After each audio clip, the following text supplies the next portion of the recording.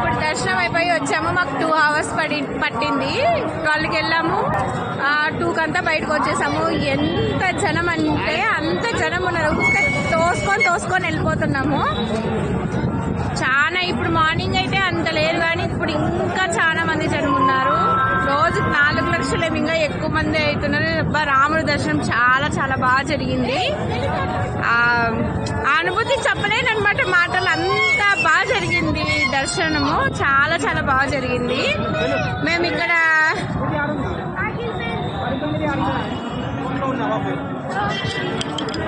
అన్నదానం చేశారు. ఇక్కడ తిన్నాము. ఇప్పుడే ఇట్లా బయటకు వచ్చి ఊరికే కూర్చొని ఉన్నాము.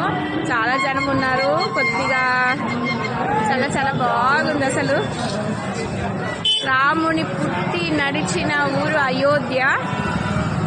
చాలా చాలా బాగుందండి. అస్సలు ఇంక మాటలో చెప్పలేను, అంత బాగుంది. ఇంత తొందరగా దర్శనం అవుతుందని అనుకోలేదు.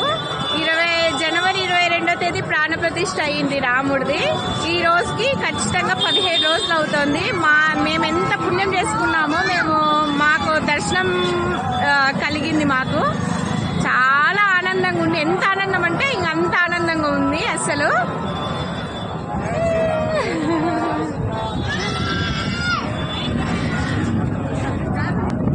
లోపలికి ఫోన్ అయితే అలో లేదు, కానీ గుడి ప్రాంగణం అంతా కొద్దిగా తీసాము. అక్కడే లేట్ అయింది, ఫోన్ అవైలబుల్ లేదు అక్కడ కౌంటర్లో ఇవ్వడానికి.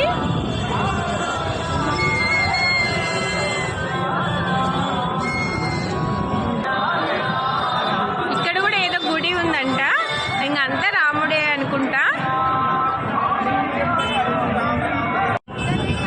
మా గుడి దర్శనం అయిపోయాక ఇలా ప్రసాదాలు ఇచ్చారు. చాలా టేస్టీగా ఉంది అసలు. లడ్డు ప్రసాదం ఇది, చాలా బాగుంది. అన్ని ఫ్రీ, దర్శనం కూడా ఫ్రీ జరుగుతుంది. అంతా లడ్డు ప్రసాదం ఇచ్చారు.